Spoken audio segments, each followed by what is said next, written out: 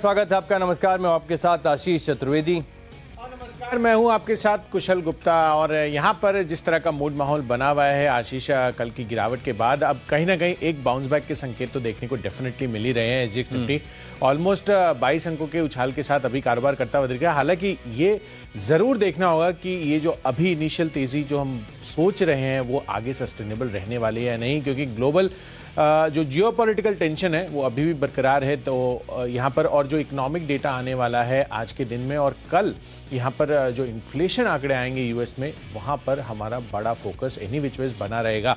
In fact Nasdaq में कल अमेरिकी बाजारों में देखिए तो 1% तक की गिरावट यहाँ पर देखने को मिली थी। एंड डाउ जोन्स का अगर आप चार्ट पुलअप करेंगे तो भारी वॉलिटिलिटी वहाँ पर देखने को मिली। इनिशियल फॉल के बाद बाजारों में वहाँ पर अच्छा रिबाउंड देखने को मिला और 550 अंकों की रेंज में लगभग डाउ जोन्स कारोबार करता हुआ नजर आया। पर उसके बाद इनफैक्ट मैं जब ये देख रहा था 11:30 पौने 12 बजे अराउंड, वहाँ पर उसने हाई बनाया, पर उसके बाद एक शार्प फॉल आपको यहाँ पर देखने को मिला। इनफैक्ट चार्ट स्ट्रक्चर पर आपके स्क्रीन पर ये एविडेंट भी है। तो डेफिनेटली कल भारी वॉलिटिलिटी अमेरिकी बाजारों में रही।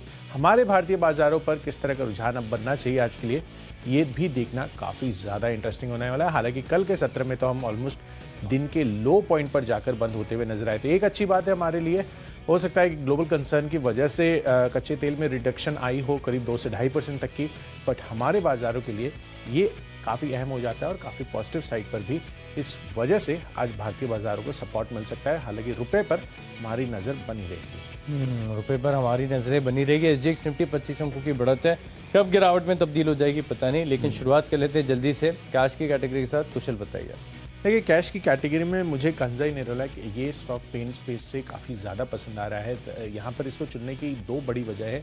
एक तो डेफिनेटली जिस तरह से कच्चे तेल में कल के सत्र में 2 से 2.5% की गिरावट है वो पूरे सेक्टर या पूरे स्पेस के लिए सपोर्टिव है। बट साथ साथ CLSA की भी राय आती हुई दिखे। यहाँ पर भी इन्होंने आउट परफॉर्म की रेटिंग से अपग्रेड कर अब खरीदारी की राय देते हुए दिख रहे हैं और लक्ष्य 610 रुपये अब इन्होंने कर दिया 560 रुपये से बढ़ाकर। तो जाहिर सी बात है कि टारगेट्स भी रेज हुए हैं, रेटिंग भी अपग्रेड की है।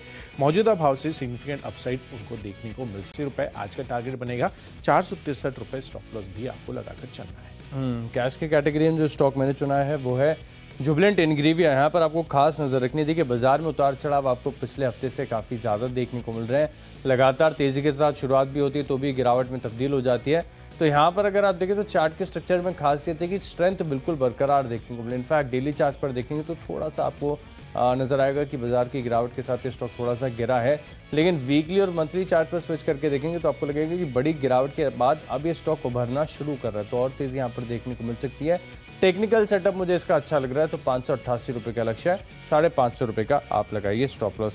लिस्ट को आगे बढ़ाते हैं। अगली जो हमारी कैटेगरी है वो है फ्यूचर्स की। और फ्यूचर्स में देखिए मैं मान रहा हूँ कि अगर आज बाजार में तेज़ी आती है तो हो सकता है कि निफ्टी बैंक, वैसे भी आप देखिए निफ्टी बैंक अब काफ़ी ज़्यादा वॉलेटाइल हो चुका है।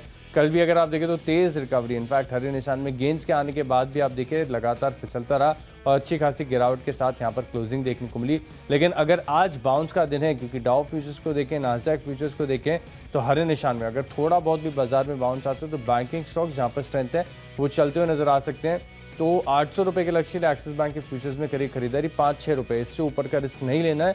780 रुपये का आप लगा लीजिए स्टॉप लॉस।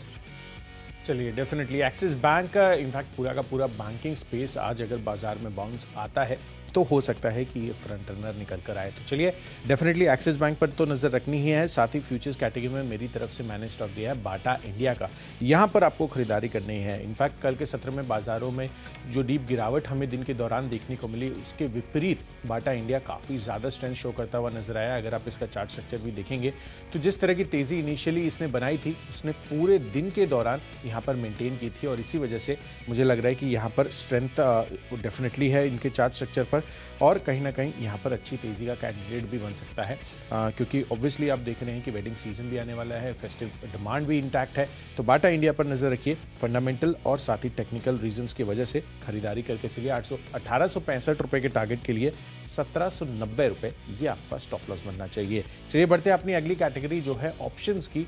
और आज का ऑप्शन यहाँ पर मैंने चुना है ONGC पर। तो एक को तो फायदा होगा कंसाइड निर्लक के रूप में, पर दूसरी तरफ ONGC पर आज आपको दबाव भी देखने को मिल सकता है। दरअसल अगर आप देखिए तो जो ऑयल डिमांड है उसके कंसर्न्स को लेकर जिस तरह से गिरावट होती हुई दिख रही है ऑयल प्रोड्यूसर्स के लिए ये अच्छी बात नहीं है। इनफैक्ट कल के सत्र में भी ऑलमोस्ट 1.5 से 2% तक की गिरावट ओएनजीसी में भी हमें देखने को मिली थी। तो चार्ट स्ट्रक्चर कमजोर है, फंडामेंटल रीजन भी इसके लिए नेगेटिव है। तो इसका पुट ऑप्शन खरीदना है आपको 130 रुपए का, ऑलमोस्ट 3.25 के आसपास की प्राइसिंग पर मिल रहा है। 7 रुपए के टारगेट आज के लिए बनाने हैं, पर 2.5 रुपए का स्टॉप लॉस भी आपको स्ट्रिक्टली मेंटेन करना चाहिए। देखिए, ऑप्शंस के माध्यम से बैठ करके चल रहा हूँ कि बाजार में अगर ऊपरी तरफ से गिरावट आती है, बाजार फिसलता है, लाल निशान में आते हैं, तभी भी आपके पास ट्रेड करने के लिए कुछ ना कुछ आइडियाज़ होने चाहिए।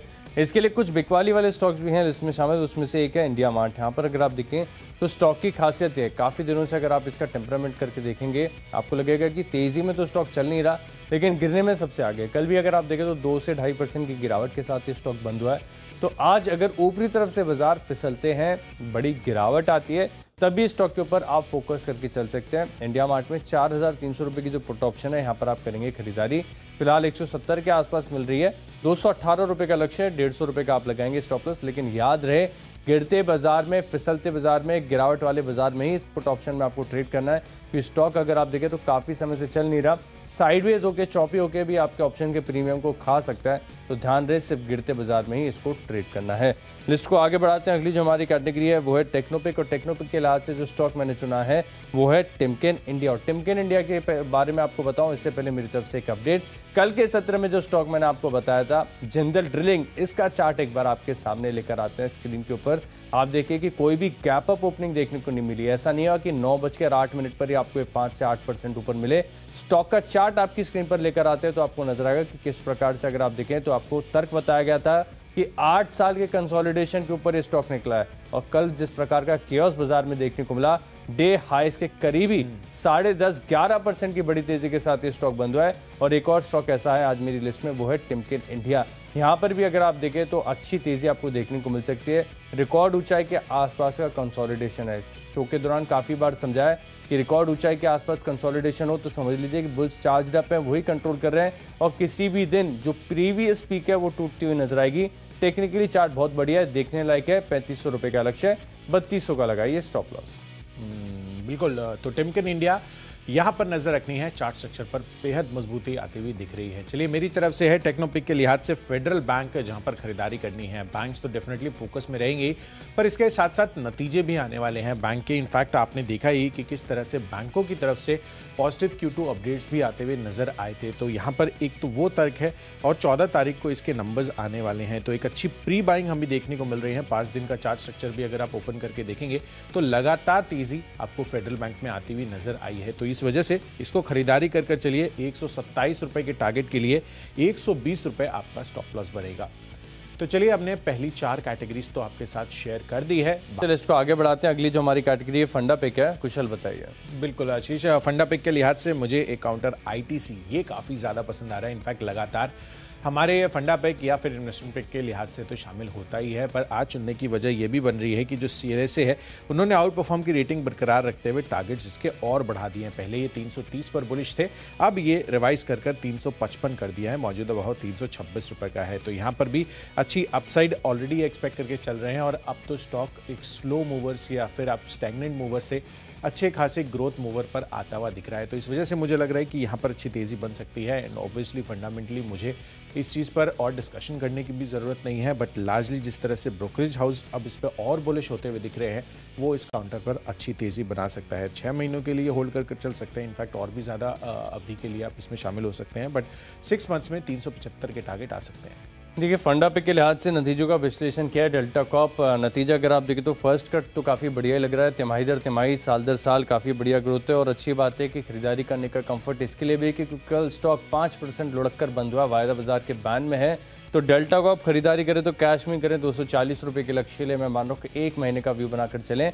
गिरावट आती है तो और भी अच्छा है, एक्यूमुलेट करके चल सकते हैं। निवेश के लिए आज से स्टॉक जान लेते हैं। स्टॉक है NHPC। काफ़ी बार कन्विक्शन मेरा स्टॉक के ऊपर आपको बताया। और ऐसे बाजार में जब रोज स्टॉक आपको दूसरे दिन सस्ते ही मिलते हैं तो ये स्टॉक काफ़ी बढ़िया बेट हो सकता है। यहाँ पर CLSA की भी टारगेट जो है 51 रुपये के, तो 38 रुपये के आसपास मिल रहा है। 6 से 9 महीने का समय निकालिए। अच्छी 5 से 6% की डिविडेंड यील्ड भी मिलेगी। NHPC में निवेश करना है। चलिए, तो एनएचपीसी यहाँ पर इन्वेस्टमेंट पिक के हिसाब से आशीष को पसंद आ रहा है। मेरी तरफ से इसी कैटेगरी में है महिंद्रा एंड महिंद्रा।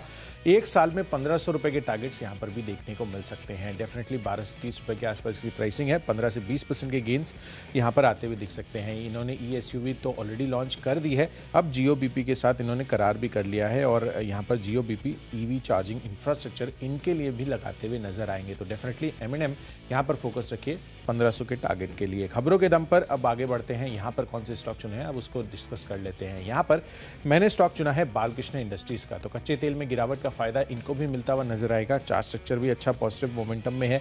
कल की बाजार की गिरावट में इसने बिल्कुल भी पार्टिसिपेट नहीं किया और इस चीज को ध्यान में रखते हुए BKT ये पसंद आ रहा है। 1960 रुपए के टारगेट के लिए खरीदना है, 1880 रुपए स्टॉप लॉस। मैंने चुना है RCTC, यहाँ पर 750 रुपए का लक्ष्य है, 710 रुपए का लगाइए स्टॉप लॉस खबरों के आधार पर, क्योंकि पैसेंजर भारतीय रेलवे की जो ग्रोथ है इसमें सेगमेंट में 92% की साल दर साल बढ़त देखी है, तो खरीदारी यहाँ पर देखने को मिल सकती है। IRCTC मेरी तरफ से स्टॉक है। तो चलिए, खबरों के लिहाज से स्टॉक्स तो हमने जान लिए, बची हमारी आखिरी कैटेगरी माई चॉइस। बढ़ते आखिरी कैटेगरी यानी माई चॉइस की तरफ। पहला स्टॉक है एस्ट्राजेनेका फार्मा। यहाँ पर भी अगर आप देखें तो एक स्ट्रेंथ नजर आ रही है चार्ट पर, जिसके चलते मैं खरीदारी की राय दे रहा हूँ। 3250 रुपए का लक्ष्य है, 3086 रुपए का आप लगाइए स्टॉप लॉस। अगला स्टॉक है मेरे इसमें अरविंद फैशन। यहाँ पर भी देखिए तो कन्विक्शन हाई, क्योंकि वीकली चार्ट का जो स्ट्रक्चर बना हुआ है काफी बढ़िया है।